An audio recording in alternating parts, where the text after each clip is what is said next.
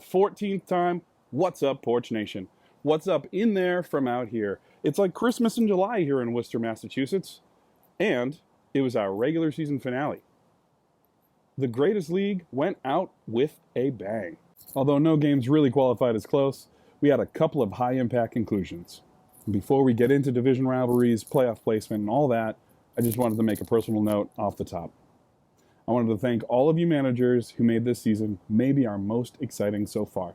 Thanks to everyone who heard my call to keep competitive no matter what our circumstances or overall records. Thanks for the countless hours of entertainment and league chat. I really enjoyed seeing each and every one of you getting engaged. This was just a really fun season for me, and I appreciate that literally all of you contributed in your own way to make that happen. Great stuff. So here we go. 8 regular season games. Week 14 stands between us and the playoffs. Let's get into it. All right. So week 14 was a hybrid week. We had 6 in-division games, 2 interdivisional games, and 4 teams played their last games of the season. Teen Girl Squad! Cheerleader! So-and-so! What's your face? The ugly one! Let's kick it off with our last game of the week. Cindy and Scott are newlyweds. Whoopity-doo! As I said before, we didn't really have any nail-biters this week. It's hard to call a change of lead after a Thursday game a come from behind. All that being said, Berg surged ahead on Thursday and put Joe's playoff prospects in jeopardy right away. When the injured and questionable Dalvin Cook smashed expectations, he had over 200 yards and 36 fantasy points. Well, throughout the course of Sunday, Joe gathered up this week's highest score. Lucky for Berger, the loss only cost him playoff seeding. I also found it interesting that Joe led the North Division after week 1 on a division record tiebreaker and has bounced between 2nd and 3rd ever since. Congrats on being crowned 2021's King of the North. The King of the North!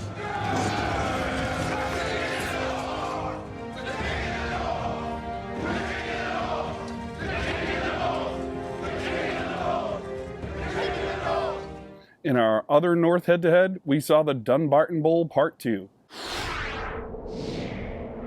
This one wasn't as competitive as Part 1. Steve completed the season series sweep, and Dee has played her final game of the year. Sailing mishap! I'm gonna miss her. I'm gonna miss video games. Out in our West Division, I was able to bounce back from my loss earlier in the season and split my season series with Ross. There's a chance one of us could take a 2-1 series win in the consolation bracket.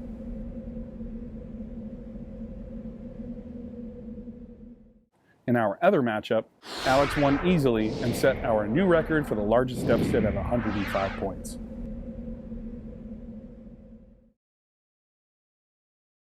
I had just brought up in our chat in the past couple weeks our biggest margin of victory.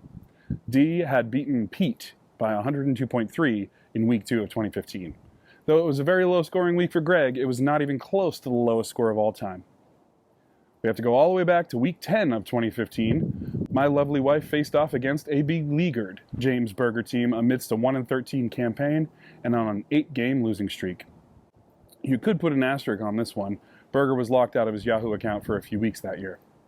Same goes for the only other time one of our current managers had a team score in the 20s. Snoopy is surprised. In our inaugural season, Dee posted a 29.46 score in week 8.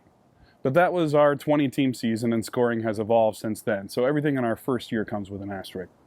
After a late start to the season, Greg has secured the first overall pick in our next draft, where he'll be able to make that roster his own. This was Greg's final game of the 2021 season. Oh, Quarterman, how's about you and me? How's about you get some brains? Cerebellum! In one of the league's oldest rivalries, Dylan was able to finish a season series sweep of Pete this week. As Pete mentioned in chat, this one was pretty much over after Lamar Jackson's injury. Pete lost by 25 and Lamar missed his projection by basically 28. And this was Pete's 2021 swan song. We'll see you next year, buddy. Boy! Kristen, you look burnt or dead. In our final divisional matchup of the week, Skinner and Adam came into this week with a virtual tie. No matter what, the winner of this matchup would win the division, secure the first overall seed for the playoffs and therefore a wild card round bye, and the losing team would be the top wild card team. As with basically all our games, this one was not close. Adam caps an impressive championship defending season and sets himself up for that aforementioned first round bye, and a shot at the lowest available seed in round 2. Onward to the Josh Bowl. Since our Joshes aren't in the same division, every 3 years they don't face off. I'm sure you all remember we didn't get a Josh Bowl last season, and there was a direct correlation to a rise in violent extremism. Let me ask you, has there ever been an attempted coup on American soil following the year a Josh Bowl took place? Really makes you think. Josh Steinberg came face-to-face with this week's third highest score, and with this win, Josh Marshall set the record for our longest win streak of the year at 7 games. Josh needed this win, but also a Joe Parisi loss to make the playoffs, so he's earned a consolation bracket bye week to stew in regret. And finally, our second most impactful game of the week, Andy and Jeff came into this head-to-head fighting to keep playing. Whoever lost this game would secure the 4th pick in next year's draft, and the other would get a berth in the consolation bracket. Andy beat his projection, and Jeff played his final game of the season. Punt! Dag, yo! And that concludes our regular season 2021 action. On to the playoffs. Playoffs? Don't talk about it. Playoffs? You kidding me?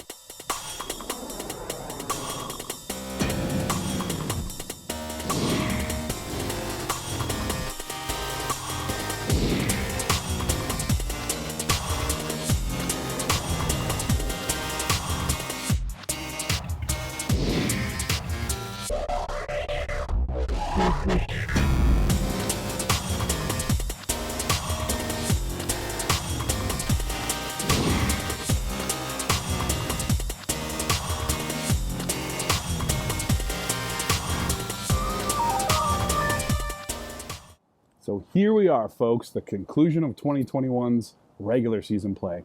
I had a lot of fun hosting for you guys this year, and I can't wait to see what the playoffs bring. Thanks again to everyone who participated this season. We've got some great matchups coming up in both brackets of playoff, and I can't wait to see how this all shakes out. So until next week, keep thriving, Porch Nation.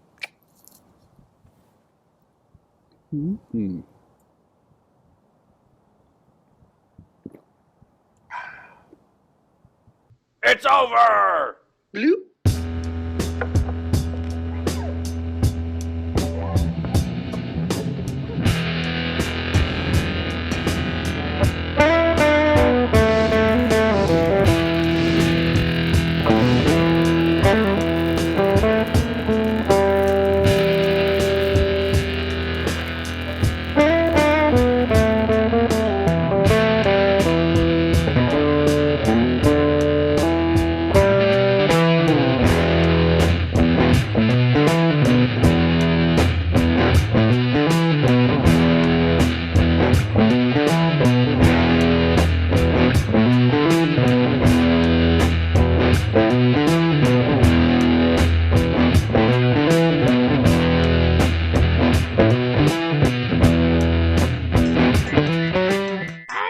Christine. I have a crush on every boy. Arrowed! Ow, my skin!